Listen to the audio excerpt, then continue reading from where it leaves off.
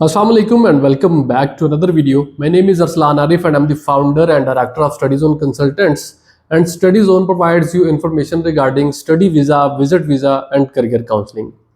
आज की हम वीडियो में डिस्कस करने जा रहे हैं जी आपका फिनलैंड के हवाले से जो कि आपको बैंक स्टेटमेंट रिक्वायर्ड होती है, वो बैंक स्टेटमेंट कैसे तैयार करनी चाहिए, बैंक स्टेटमेंट तैयार करने का फार्मूला क्या है और बैंक स्टेटमेंट को कैसे अच्छे तरीके से तैयार किया जाए ताकि आपको किसी भी स्टेज पे वीज़ा रिफ्यूज़ल का सामना ना करना पड़े। क्योंकि ऑस्ट्रेलिया जो आपका फिनलैंड है इसकी वीज़ा रेशियो इंतहाई अच्छी है, लेकिन प्रॉब्लम कहाँ पे आती है कि ये बैंक स्टेटमेंट बड़ी जेन्युइन मांगता है।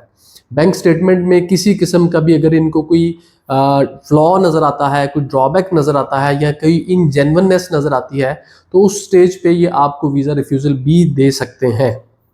तो वीडियो की जानिब जाने से पहले आपसे गुजारिश करूंगा कि अगर अभी तक आपने हमारे इस चैनल को सब्सक्राइब नहीं किया तो इसको लाजमी कर लें, क्योंकि इस चैनल के ऊपर आपको जो टॉप वर्ल्ड स्टडी डेस्टिनेशंस हैं उनके जो वीडियोस हैं वो आपको इस चैनल के ऊपर मिल जाती हैं। चलें जी, वीडियो को प्रॉपर स्टार्ट करते हैं कि जी बैंक स्टेटमेंट जो फिनलैंड के लिए आपको रिक्वायर्ड है उसका फार्मूला क्या है।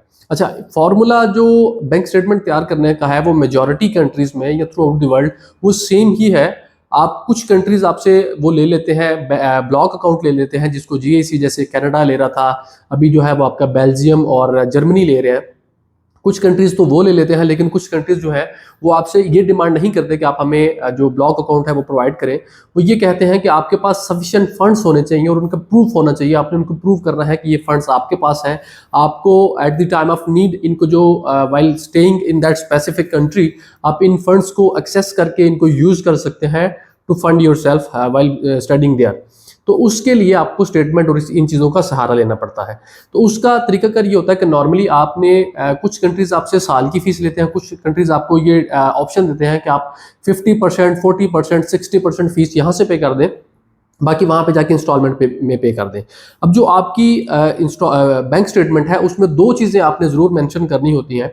एक तो आपका लिविंग कॉस्ट जो कि आपने उस कंट्री के अंदर रह के आपको, फॉर एग्जांपल आपके अकोमोडेशन है, ट्रैवल है, एंटरटेनमेंट है और बाकी आपको जितनी चीज़ों की ज़रूरत पड़ेगी उनके लिए आपको जो एक्सपेंसेस या जो रकम रिक्वायर्ड होगी वो आपने शो करनी होती है। उसके अलावा जो आपके बाकी रिमेनिंग ट्यूशन फीस है वो आपने अपनी जो अपना बैंक स्टेटमेंट है उसके अंदर शो करनी होती है।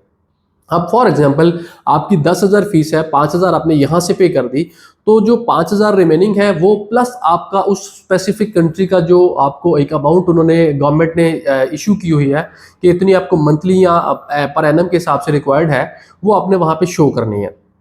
अब चूंकि फिनलैंड में आपको काफ़ी सारे कंट्रीज यूनिवर्सिटीज़ हैं वो आपको स्कॉलरशिप भी ऑफर कर देती हैं, तो उस सूरत में उनकी गवर्नमेंट ने अपनी बाकायदा जो इमिग्रेशन की वेबसाइट है वहाँ पे ये चीज़ें मेंशन की हुई हैं। अगर आप एक रेगुलर या सिंगल स्टूडेंट हैं तो आपको नॉर्मली जो 9600 यूरो की बैंक स्टेटमेंट रिक्वायर्ड होती है, जिसमें आपने अपनी फीस पे कर देनी है, लेकिन जो आपकी जो लिविंग है उसकी वो सिर्फ और सिर्फ बात कर रहे हैं कि 9600 यूरो के इक्विवेलेंट अमाउंट या आपकी तकरीबन 800 पर मंथ के हिसाब से आपको जो अमाउंट है वो शो करनी पड़ती है। तो इसको 12 इंटू 8 अगर करते हैं तो वो 9600 यूरोज आपका एनुअली आपने वो एक अमाउंट जो है वो शो करनी है। अच्छा, ये है आपकी सिर्फ अमाउंट। अब आपकी जो रिमेनिंग फीस है वो भी इसमें ऐड हो जाएगी। अब उसके अलावा अगर आप मूव करना चाहते हैं अपनी फैमिली के साथ, तो फैमिली के लिए भी उन्होंने एक बाकायदा फार्मूला दिया हुआ है कि अगर आप फैमिली के साथ ट्रैवल कर रहे हैं तो उसमें जो मेन एप्लीकेंट है 9600 यूरो की बैंक स्टेटमेंट उसकी होनी चाहिए। उसके बाद जो दूसरा उसका जो स्पाउस है उसकी जो अपनी स्टेटमेंट है वो तकरीबन 7,320 जो है यूरो के इक्विवेलेंट की अमाउंट उसकी होनी चाहिए। और उसके बाद फॉर एग्जांपल आपके साथ बच्चे भी अगर कंपनी आपको कर रहे हैं तो उस सूरत में 5760 जो है वो यूरो की जो इक्विवेलेंट अमाउंट है आपने वो अपने फर्स्ट चाइल्ड के लिए शो करनी है। और उसके बाद 4,320 यूरो की जो अमाउंट है वो आपने जो तीसरा आपका बच्चा होगा उसके लिए, और अगर चौथा भी होगा तो उसके लिए भी 4,320 यूरो की जो इक्विवेलेंट अमाउंट है वो आपने वहाँ पे शो करनी होती है अपनी बैंक स्टेटमेंट के अंदर। अच्छा, फिनलैंड के अंदर आपको जो टाइम पीरियड रिक्वायर्ड है बैंक स्टेटमेंट के लिए वो मिनिमम 6 मंथ है। 6 महीने पुरानी आपकी बैंक स्टेटमेंट होनी चाहिए with proper record and proof. तो उस सूरत में आपके लिए वो चीज़ें आपको पॉजिटिव साइड पे लेके जाएंगी, आपकी वीज़ा अप्रूवल वाली साइड पे लेके जाएंगी। अब इसमें आप जो है वो किसी से अगर आपको कोई स्पॉन्सर कर रहा है, तो अब जो अकाउंट है वो आपके अपने नाम पे होना चाहिए। अब फॉर्मल नॉर्मली ये होता है कि जी आप वालिद का अकाउंट यूज कर लेते हैं, भाई का अकाउंट यूज कर लेते हैं। इस सूरत में आपने क्या करना होता है कि अकाउंट आपका अपना यूज होगा, लेकिन जो आपका स्पॉन्सर है वो आपका जो प्रूफ है वो देगा। अब फॉर एग्जाम्पल अगर हम इसमें दो चीजें डिस्कस कर लेते हैं कि आपने अगर एक बिजनेस पर्सन से है जो है वो आपको स्पॉन्सर कर रहा है, तो उस सूरत में आपको क्या क्या चीजें रिक्वायर्ड होंगी, या अगर एक सैलरीड पर्सन आपका स्पॉन्सर है तो उस सूरत में आपको क्या क्या चीजें रिक्वायर्ड होंगी। पहले केस में जो आपका स्पॉन्सर है उसकी अपनी स्टेटमेंट साथ लगेगी, अलॉन्ग विद मेंटेनेंस लेटर जो कि 6 महीने पुराना होना चाहिए, वो लगेगा। उसके अलावा जो मेन एप्लीकेंट है उसकी भी स्टेटमेंट लगनी चाहिए अलॉन्ग विद मेंटेनेंस लेटर जो कि 6 महीने पुराना होना चाहिए। ये दो बेसिक चीज़ें हैं। उसके बाद आपका जो वो स्पॉन्सर है उसकी आइडेंटिटी क्या है, उसका एफआरसी, उसका पासपोर्ट वगैरह, ये चीज़ें साथ लगेंगी जो कि आपके रिलेशन को या आपकी जो प्रॉक्सिमिटी है उसको प्रूव करेंगे कि आपको जो बंदा स्पॉन्सर कर रहा है उससे आपका रिलेशन क्या है। उसके बाद आपने अपना जो बकायदा एफबीआर की रिटर्न, एफबीआर की टैक्स पेयर लिस्ट है, वो एक्टिव पेयर की जो लिस्ट है आपने वो प्रूफ देना है। उसके अलावा आपने अपनी 2 साल की जो इनकम टैक्स रिटर्न्स हैं वो देनी है। उसके अलावा आपको अपनी कंपनी की रजिस्ट्रेशन सर्टिफिकेट देने पड़ेंगे, या और इस तरह की जो चीज़ें हैं जो इस चीज़ को साबित करें कि वाकई आप इसके स्पॉन्सर हैं और आप खुद से इतने सेल्फ सफिशिएंट हैं कि आप उनको स्पॉन्सर कर सकते हैं। और इसके बाद जो एक मेन और इम्पॉर्टेंट चीज़ है वो लास्ट पे वो यही आती है कि आप बेसिकली जो आपका स्पॉन्सर है जब उसने आपको वो अमाउंट दी तो क्रॉस चेक की सूरत में अलॉन्ग विद योर पिक्चर या आपका वो जो ऑनलाइन ट्रांसफर का प्रूफ है आपके अकाउंट में जो अमाउंट गई थी वो भी देना जो है वो मैंडेटरी है। अच्छा, अब इतनी टेक्निकल चीज़ें हैं, अगर आप इनको इस तरीके से अपनी स्टेटमेंट को रेडी नहीं करते तो ऑब्वियसली आपको जो है वीज़ा रिफ्यूज़ल का सामना करना पड़ सकता है।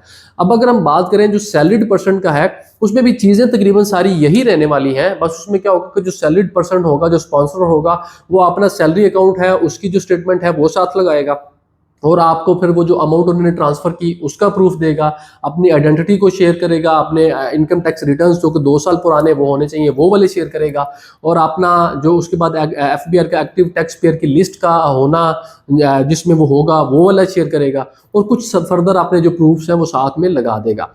अब अगर तो आप ये सारी चीज़ें खुद से कर सकते हैं तो वेल एंड गुड, अदरवाइज जो कंसल्टेंट हैं जो मार्केट में बैठे हैं जिनका काम ही आपको सर्विसेज देना है, आप उनसे ये जो खिदमात हैं ये ज़रूर उनसे हासिल करें। देखिए, अल्टीमेट ऑब्जेक्टिव क्या है कि आपने अपना जो वीज़ा है वो ग्रांट करवाना है, ना कि सिर्फ आप अप्लाई करें। अल्टीमेट अपना एप्लीकेशन फ़ीस जो आपने पे की, अपने वीज़ा फ़ीस जो पे की, आप उसके वीज़ा फ़ीस के लिए फिर आपको जो अदर कंट्री में ट्रैवल करना पड़ रहा है वो जो अमाउंट आपने पे की उसको उसके लॉस की सूरत में आप एंड अप करें, ये आपकी स्टोरी का एंड नहीं होना चाहिए। आपकी स्टोरी का एंड ये होना चाहिए कि आपको वीज़ा ग्रांट हो गया।